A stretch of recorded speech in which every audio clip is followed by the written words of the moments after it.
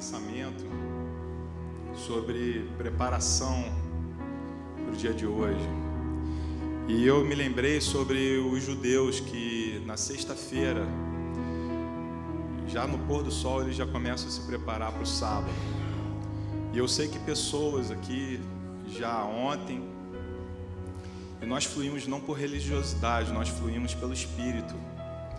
Já ontem já estavam se preocupando pelo realizar de hoje, pelo se envolver de hoje, pelo cultuar, pelo celebrar que existe nesse dia. Hoje faz um dia maravilhoso, um sol lindo, e nós estamos aqui pelo nosso Deus. Nós estamos aqui por nada mais do que o nosso Deus. Eu convido você a continuar fluindo nesse espírito através da palavra. Convidar o irmão Perilo, um que a gente brinca que a gente é primo, porque somos Vargas, né? Juarez eu acho que é Vargas também, né? Mas a gente é muito mais do que primo, né? A gente é muito mais do que primo. Há amigos mais chegados que um irmão, e nós somos irmãos. E a afinidade que nos une é algo assim tremendo, algo extraordinário, algo que essa vida não sabe entender. E nós vamos orar agora pela vida do meu irmão, não só pela vida do meu irmão, mas pela nossa vida. Porque eu sei que durante essa semana Deus já o visitou, já falou com ele. Ontem a gente se encontrou e a gente estava conversando sobre o que ele ia falar e sobre o que eu ia falar também. E é tremendo como é que Deus liga as coisas sem a gente antes se comunicar. Pai, nós te engrandecemos, Pai. Nessa manhã nós te louvamos, Pai. Tu és Deus, Pai. Tu és perfeito, eterno, grandioso. Tu és Deus de amor, Deus que cuida, Deus que sara, Deus que liberta. Pai, em nome de Jesus, Pai, eu sei da tua unção sobre a vida do meu irmão. Pai, que o Senhor já falou com ele durante essa semana toda, Pai. Fala, continua falando, Pai.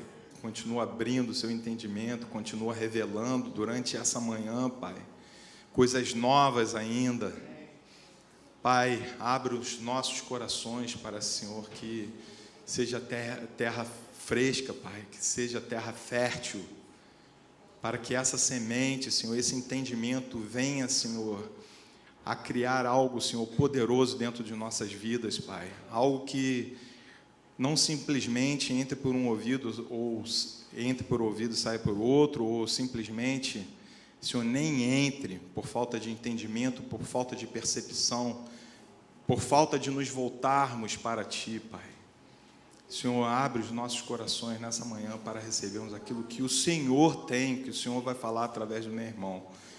Em nome de Jesus, Pai. Amém.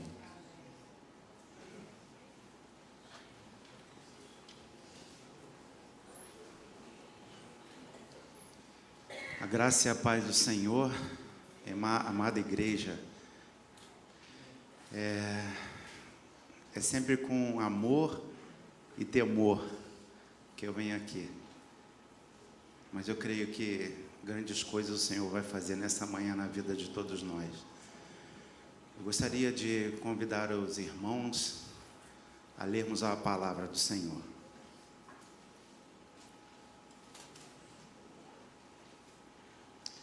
Eu vou começar com Gênesis 14, versículos 18 a 20. O título dessa mensagem de hoje vai falar um pouco sobre o reino e sacerdote, que os dois estão ligados, um faz parte do outro. E a gente vai aprender um pouquinho sobre isso, todos nós, nessa manhã. A palavra do Senhor fala em Gênesis 14, versículo 18. Então Melquisedeque, rei de Salém e sacerdote do Deus Altíssimo, trouxe pão e vinho e abençoou Abrão, dizendo: bendita seja Abrão pelo Deus Altíssimo que criou os céus e terra. Seja louvado o Deus Altíssimo que entregou teus inimigos nas tuas mãos. Então Abrão lhe entregou o dízimo de tudo. Vou pedir ao Gabriel para a gente poder até entender tudo isso que se passa nesses versículos, o contexto histórico daquela época. Projeta a primeira para mim, Gabriel, por favor. Essa imagem, ela vai nos localizar geograficamente aonde se dá esse acontecimento. Até então, Melquisedeque é uma figura estranha, até para muitos de nós. A primeira vez que eu ouvi sobre Melquisedeque, eu fiquei assim, cara, quem é esse Melquisedeque? E procurei estudar um pouco mais sobre ele. A palavra diz que Melquisedeque era rei de Salém. Salém, no hebraico, é Shalem, derivado da palavra Shalom. Shalom quer dizer paz. Essa figura, essa foto desenhada, ela demonstra Jerusalém na época de Davi. Então, se a gente parar para pensar, quando isso aqui aconteceu, a gente está falando de 1800 anos antes de Cristo, ainda não existia essa estrutura que nós vemos aqui nessa foto. A gente está falando ainda da época de Abraão, quando Abraão ele sai de uma guerra, ele vence os reis pagãos, e até para recuperar o seu sobrinho Ló, que se encontrava preso com esses reis, ele havia perdido a guerra. Abraão se reúne com 318 dos seus homens, vai, guerreia, conquista a terra desses reis e pega todos os despojos de guerra, inclusive o seu sobrinho Ló. Ele promove a liberdade de novo a Ló. E ali nesse local, 900 anos então antes dessa figura aqui, Abraão vai se encontrar com esse cara, Melquisedeque. Se a gente der continuidade na história da Bíblia, a gente vê que Abraão, 900 anos depois, aparece esse reino aqui. Davi constitui a cidade de Jerusalém.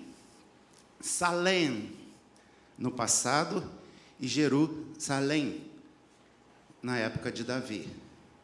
E interessante quando paramos para pensar que Abraão se encontra com esse rei, mas ele não era só rei, a palavra nos afirma que ele era também um sacerdote.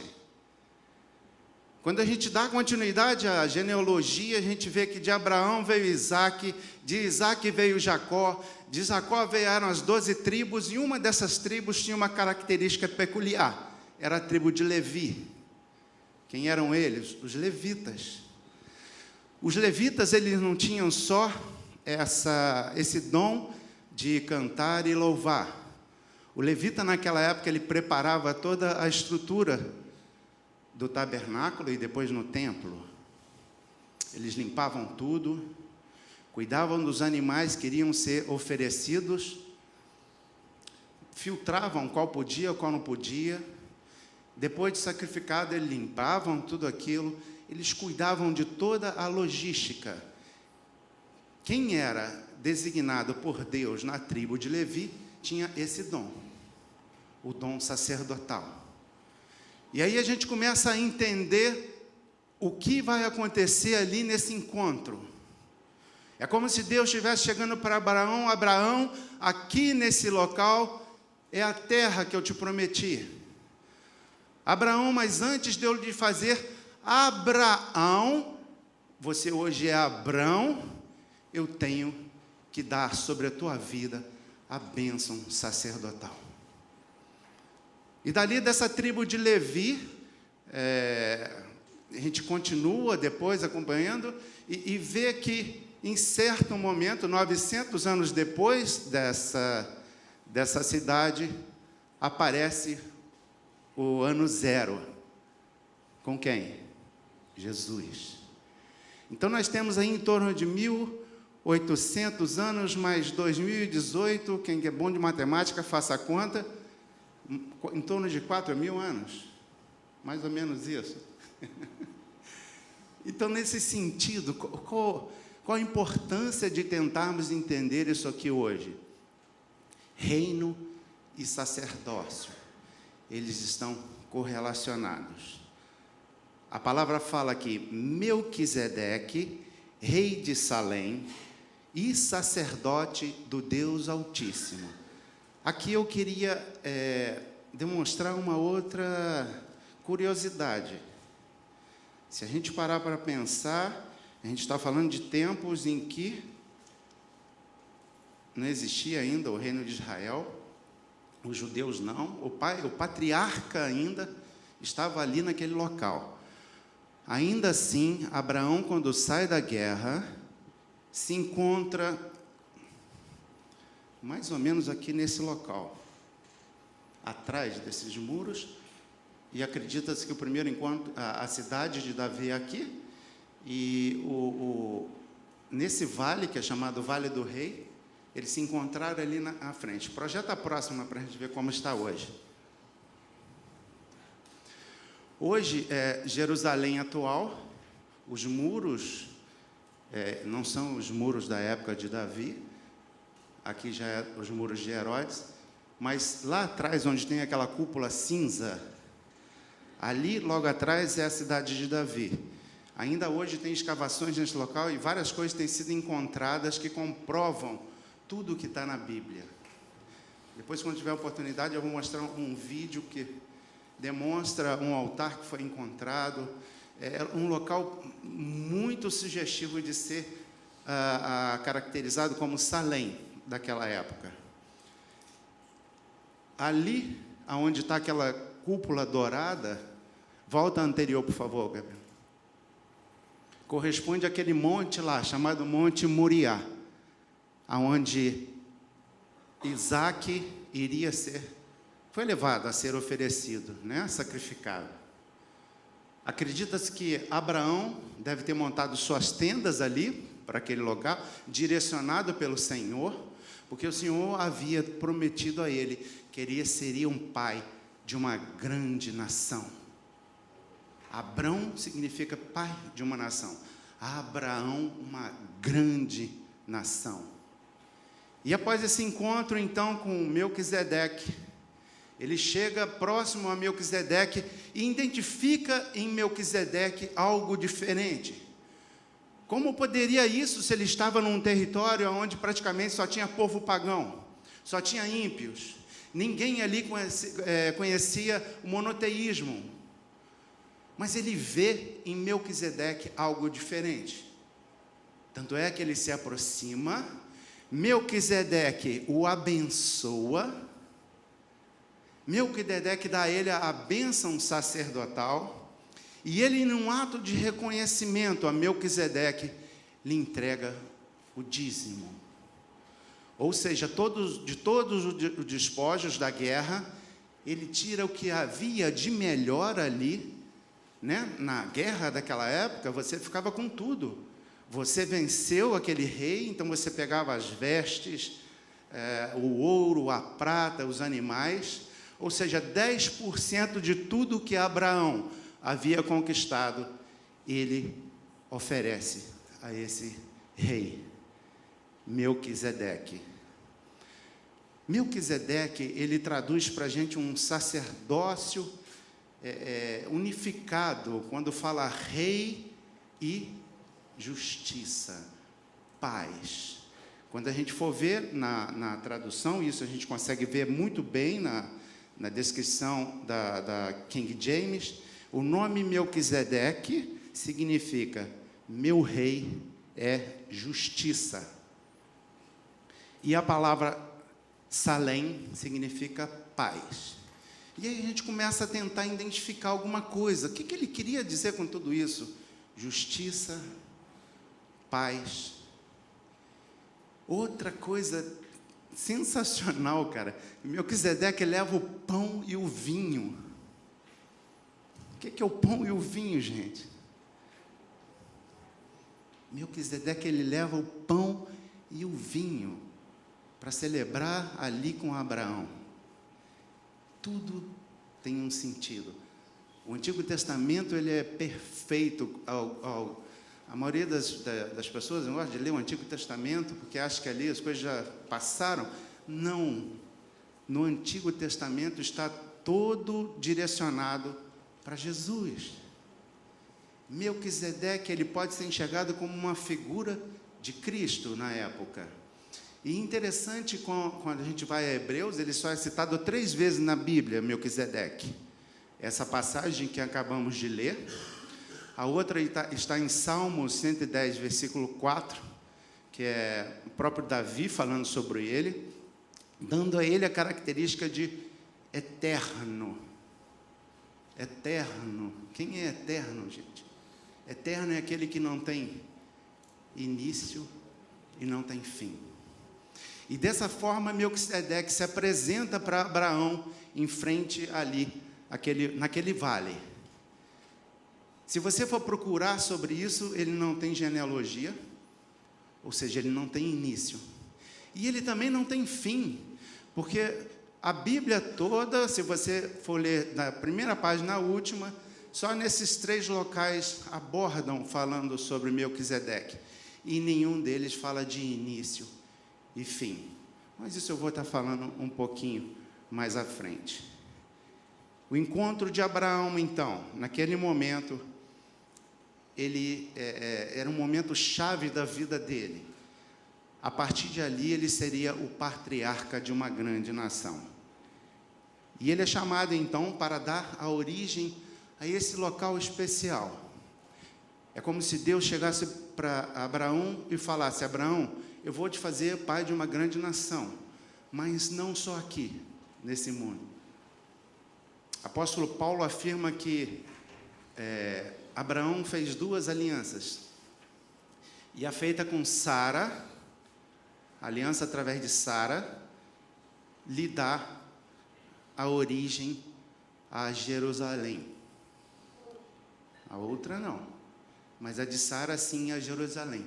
Mas não só a Jerusalém política, territorial. Deus estava falando para Abraão que ele iria dar início a um reino aqui nesse local, para que um dia todos nós pudéssemos estar nessa Jerusalém celestial. Quando a gente vai a terceira parte, então, na Bíblia que fala sobre Melquisedeque, está em Hebreus 7, de 1 a 10. Vamos lá.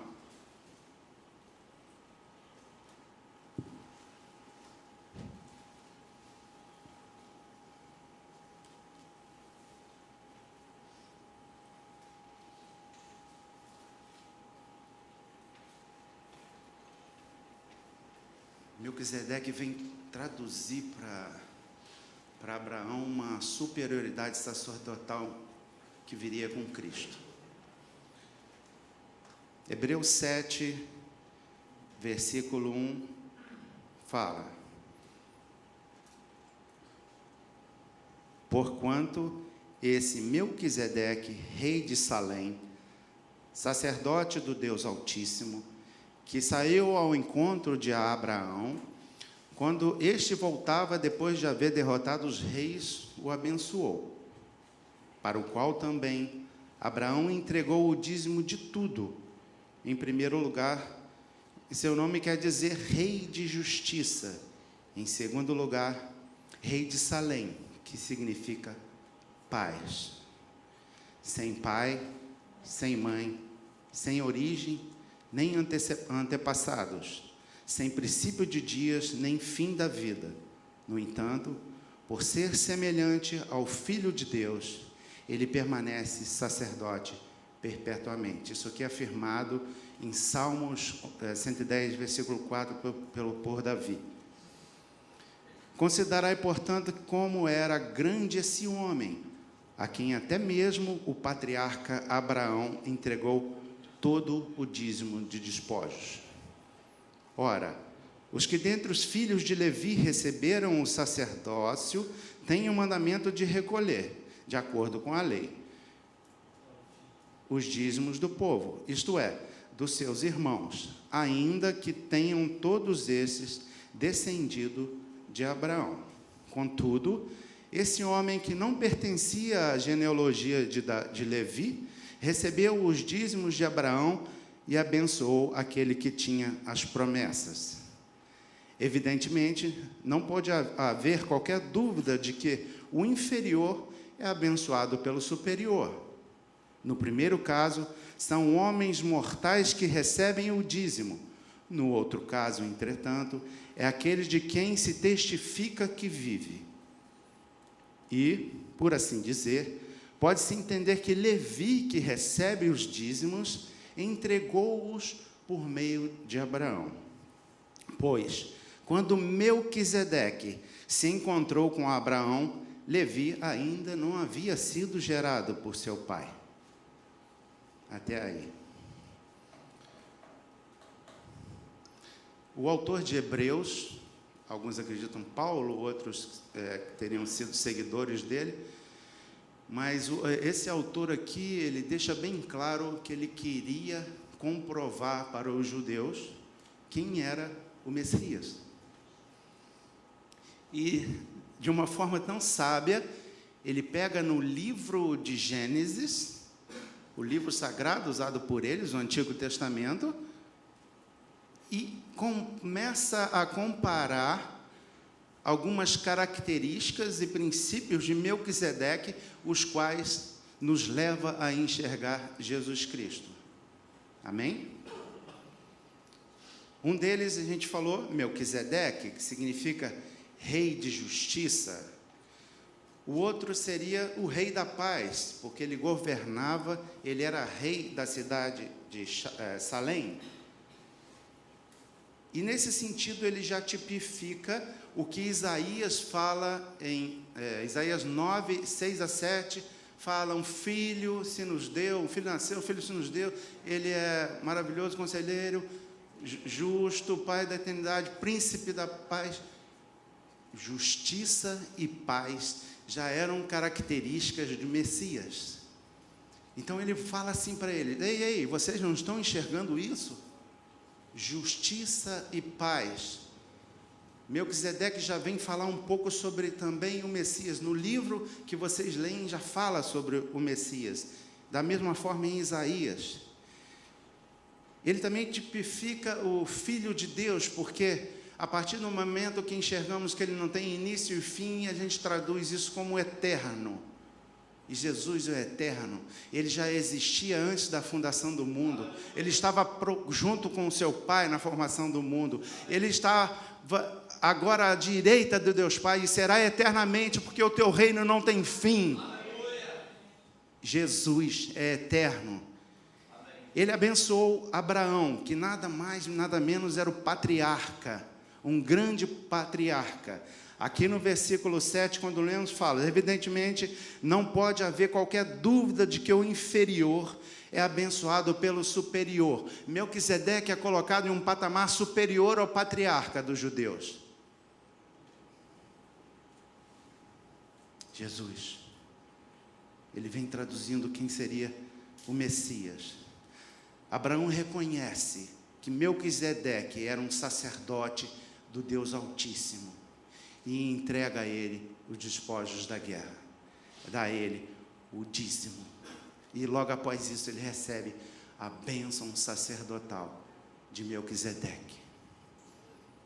Vejam que a bênção sacerdotal vem antes ali do início do reino.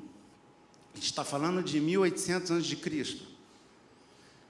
O reino em si, o reino, eu digo o reino aqui deles, vai ser constituído depois com a união novamente com as 12 tribos, com Davi, na cidade de Jerusalém. Abraão só consegue ser pai de Isaac, o filho da promessa, após se cumprir sobre a vida dele, a bênção sacerdotal. Abraão só dá origem a essa grande nação na qual hoje somos inseridos na videira verdadeira através do sangue de Jesus, após a bênção sacerdotal. Ele verdadeiramente representa Jesus, o sacerdote perfeito, Cordeiro sem mácula. João Batista afirma que este é o Cordeiro de Deus, que tira o pecado do mundo. Ele representa uma virada de página sobre o tipo de sacrifício levítico. Jesus, como o sumo sacerdote, o verdadeiro cordeiro, ele abandona os sacrifícios levíticos. A partir daí não precisava mais haver nenhum tipo de sacrifício de animais. Ele já cumpriu o propósito. Ele é eterno. Aleluia.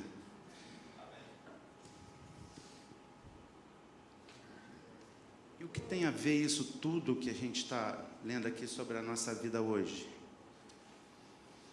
A gente anseia tanto pela volta do nosso Mestre, isso é verdade, todos nós, e a cada dia tem se tornado mais difícil. As consequências que temos sofrido, como tudo que a gente vê nesse mundo, a cada vez mais a gente anseia a volta. Mas quando eu estava lendo tudo isso, eu senti Deus me direcionando para a seguinte conclusão: para que o meu reino seja estabelecido, eu preciso dos sacerdotes, eu preciso dos meus governantes aqui. Eu só irei estabelecer, ou seja, o reino só será implantado de uma forma definitiva a partir do momento que eu tiver sacerdotes aqui. Quem temos sido perante ao Senhor? Sacerdotes. E esse raciocínio, ele tem continuidade quando a gente observa toda a evolução descrita aqui em Hebreus, na qual ele demonstra para os judeus que Jesus Cristo é esse sumo sacerdote. Então vimos lá em Gênesis 14, a primeira vez que a palavra sacerdote é usada. E em Jesus, ele é o último sumo sacerdote. Não existe mais. Ele é o verdadeiro sumo sacerdote.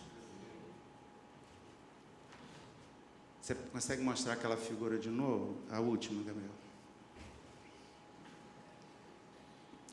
Essa é a Jerusalém física, política. Quando a gente fala da Jerusalém espiritual, é essa Jerusalém que a gente está tentando aqui descrever, que Abraão tem como origem o pai dessa nação que iria herdar essa Jerusalém. Mas como eles não o aceitaram, essa bênção se estendeu para todos nós. E nós fomos enxertados nesse contexto. Glória a Deus por isso, né? Essa Jerusalém política, ela é muito cobiçada ainda nos dias de hoje. Ali, onde é o Monte Moriá, apesar de não aparecer tanto o monte, ali embaixo daquela cúpula ainda tem o local, o cume desse monte. E ela é tão cobiçada politicamente por quê? Porque para os judeus, ali, Abraão ia ser sacrificado. Para os muçulmanos, eles acreditam que ali Maomé foi assunto aos céus. Ou ali, ou na El Aqsa, que é aquela cúpulazinha cinza. E ela é muito cobiçada. Para nós cristãos, também, porque, cara, quanta coisa Jesus fez ali. Jesus chora ali em frente ao templo, que na época era o templo ainda de Salomão. Muita coisa acontece ali. E ainda nos dias de hoje. Por isso que a Bíblia afirma que o nosso termômetro espiritual está ali naquele local. Não é à toa.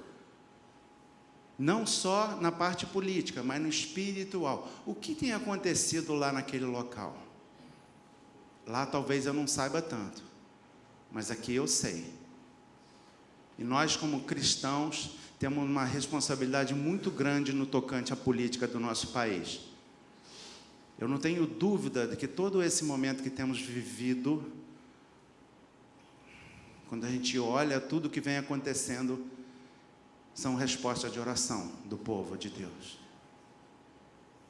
Uma realidade que está sendo mudada, coisas que até então eram tidas como normais. E eu gostaria de incentivar a igreja. A gente não pode ficar omisso. A gente não pode deixar essas coisas acontecerem e não pagar um preço em oração. Independente de quem seja, a gente tem que orar para que o Senhor possa levantar um homem dele, uma mulher dele, e possa assumir o controle dessa nação. O Brasil é visto como um grande celeiro do Evangelho. Em nome de Jesus, eu creio que essas circunstâncias vão mudar. E se ela mudar, o que vai acontecer? A gente volta a falar da paz. Rei de paz. Rei de justiça. E essa justiça que a gente tem que clamar. Porque o nosso Deus é um Deus justo. E nós cremos que Ele ouve as nossas orações. Amém? Conclusões. São só 7, tá, gente? É rapidinho. Bom, primeiro dela é dízimo. A gente falou tanto aqui da importância do dízimo naquela época, na tribo de Levi. Aquela tribo ela era separada exclusivamente para isso. As outras tribos trabalhavam e tinham lá a sua renda, e os levitas não. Então foi instituído pela lei o dízimo. Mas interessante, quando paramos para pensar, que o dízimo não é lei, porque ele precede a lei. Ele já se faz presente na época de Melquisedeque. Amém? Então não é lei, é uma consequência, é um ato de amor, é um ato de reconhecimento. Até porque, quando trazemos para o dia de hoje, a gente tem uma estrutura a ser mantida, para que novas vidas possam ser alcançadas. E para que você também possa ser abençoado, meu irmão. Seja fiel no teu dízimo. Deus, em toda a sua misericórdia, mesmo ao meio de todo aquele paganismo daquela época, Abraão se encontra com o servo do Deus Altíssimo. E aqui eu trago para a nossa realidade atual. A gente tanto reclama que esse mundo está tão complicado, que no mundo jaz o maligno, que está impossível sair de casa, e nós somos essas pessoas no meio dos pagãos. Nós temos que fazer a diferença nesse mundo. Isso é uma outra história, eu deixo para o meu irmão continuar hoje à noite. Amém? A importância do Antigo Testamento. A gente não pode abandonar o Antigo Testamento. Incentivo os irmãos a começarem a estudar a Bíblia lá no Antigo Testamento, porque tudo vai se encaixando. O judaísmo nada mais é do que o cristianismo consumado através de Jesus Cristo. Há uma continuidade em tudo isso. E principalmente demonstrar isso para eles, né, gente? Aqui a gente fala que o acesso de Deus sempre foi através do sumo sacerdote, mas hoje nós temos Jesus, o nosso sumo sacerdote. Ou seja, não se trata de mérito, não importa quem eu sou perante a sociedade, mas importa quem eu sou perante ao reino. Amém? Nós fomos chamados para sermos sacerdotes do Deus Altíssimo, ministros de Deus que governam a cidade de forma pacificadora. O verdadeiro sacerdócio, ele é legitimado pela atitude para trazer paz. Paz, reino de paz. Recentemente eu fiquei tão triste com algumas coisas que vêm acontecendo, que até no nosso meio a gente tem perdido essa paz às vezes. E principalmente quando vamos falar de política, às vezes. Isso não pode acontecer, gente. Nós somos um povo separado. Isso só serve para desviar o nosso foco do reino. Quando a gente discute por um tipo de situações assim, a gente está perdendo um tempo precioso de estar estudando a palavra e ouvindo a voz do nosso Deus. Amém? Melquisedeques, que nós somos ministros de Deus, da justiça, da cidade, da paz, um reino de paz. Jesus, no monte das bem-aventuranças, ele sentado com seus discípulos, ele afirma que bem-aventurados são os pacificadores, porque esses serão chamados filhos de Deus. Provando assim, mais uma vez, que o sacerdócio é um serviço, é uma forma natural. Trata-se de uma linguagem espiritual que nós desenvolvemos. Sacerdotes não são apenas ministros de um culto. Sacerdote não é apenas um título. Que possamos aprender a lidar no nosso dia a dia com essas situações que às vezes tentam nos tirar da paz, tentam nos tirar esse dom de sacerdote, porque fazemos todas as coisas perante a face do nosso Deus. Nada fica oculto a Ele. Ele sabe o propósito de cada um de nós, a intenção de cada um de nós. E eu fico assim, impactado quando eu fui lendo tudo isso. Eu falei, cara, que tremendo isso. Jesus já é anunciado desde a fundação do mundo. E aí vem Melquisedeque, daqui a pouco vem Moisés, Davi, e isso vai se repetindo para que o reino pudesse ser implantado. O próprio Jesus afirma, né? Eis que vos é chegado o reino. Ele é o reino. Ele é o rei da paz. Ele é o rei da nossa justiça. Nós somos justificados por Ele, pelo teu sangue. E nada pode impedir essa justificação. Amém? Quase acabando, amigos. Gutão, esse negócio de folha a gente se perde mesmo.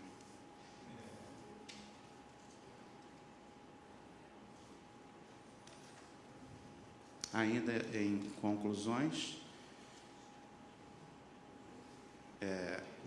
mediante tudo isso a gente consegue enxergar que esse sacerdócio ele é eterno, gente.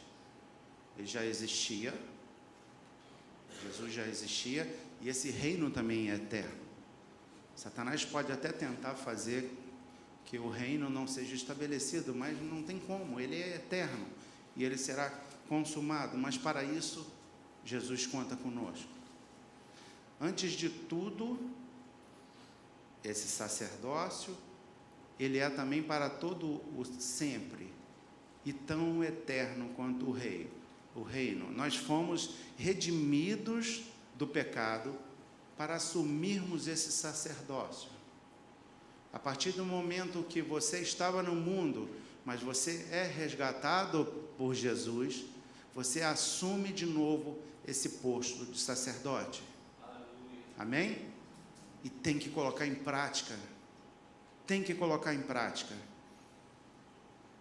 Só dessa forma a gente vai conseguir constituir verdadeiramente um reino de sacerdotes, para que o nosso Pai possa voltar. Eu gostaria de encerrar aqui e lendo Hebreus 8, 1. Tem como projetar, Gabriel, por favor?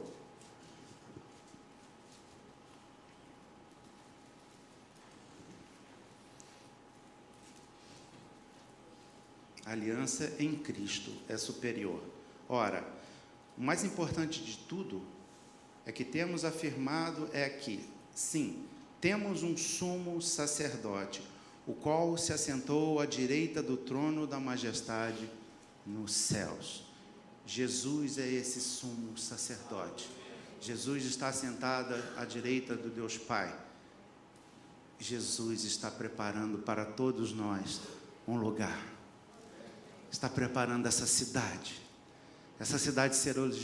celestial, a Nova Jerusalém, que um dia eu pretendo estar lá. Quantos aqui querem? Amém. Eu queria nesse momento agora pedir o apoio do meu irmão Alexandre, o levita. Você viu que o levita não era só tocar e cantar não, né?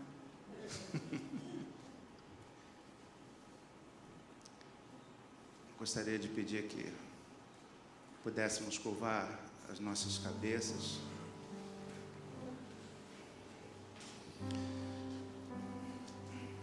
Deus, nosso sacerdote supremo,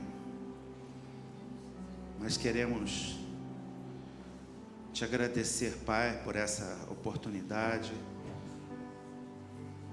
na qual o Senhor nos orienta, o Senhor nos direciona a entender mais um pouco sobre o seu reino, Pai. Ó Pai, quantos de nós às vezes perdemos um pouco o foco do teu reino, Pai? Quantos de nós às vezes, Senhor, não entendemos o que é ser um sacerdote, Pai? Pai, então em nome de Jesus, Pai, que o Senhor possa estar agora apagando, Pai, em nossas vidas todos os atos e atitudes que nos afasta da presença do Teu Espírito Santo e que nos cega, nos deixa enxergar o verdadeiro propósito de sermos convertidos nos Teus caminhos, Pai. Que venha, Senhor, o Teu reino. Que venha, Senhor, o Teu reino. Ó Pai, que aqui possamos viver como aí no céu também, Pai. Está tão difícil. Nós já queremos desfrutar um pouco, Pai, da Tua paz. Essa paz que a Bíblia nos afirma que excede todo o entendimento, Pai. Ó Pai, estamos sendo consumidos, Pai. Que o Senhor possa abreviar esses últimos dias, mas para que isso aconteça, Deus, que nossos olhos possam se abrir e enxergarmos o verdadeiro propósito do sacerdócio em nossa vida, Pai. Ó Pai, queremos preparar esse ambiente, Pai. Queremos preparar essa logística para o Seu reino ser implantado aqui nesse local, Pai. Então, em nome de Jesus, seja sincero agora, meu irmão. Coloque a mão no teu coração. Coloque a mão no teu coração. Deixa a tua mente aberta agora a receber do Pai. Deixa Ele falar contigo o que Ele deseja de ti. Não tenha medo. Não tenha medo, porque Ele afirma que Ele é contigo. Ó Pai, em nome de Jesus, sonda cada um agora, Pai. Faça a Tua vontade, Pai, em nossas vidas, Pai. Que venha o Teu reino, Pai. Que venha o Teu reino, Deus. Ó Senhor Deus, em nome de Jesus, Pai. Venha trabalhar aqui, Pai, em cada vida. Se houver alguém afastado dos caminhos, vejo alguns visitantes. Aproveite esse momento agora e se reconcilie com o Rei, se reconcilie com o Pai eterno. Existe alguém?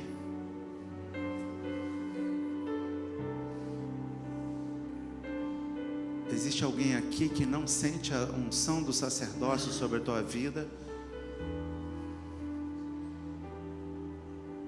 Ministra, Pai.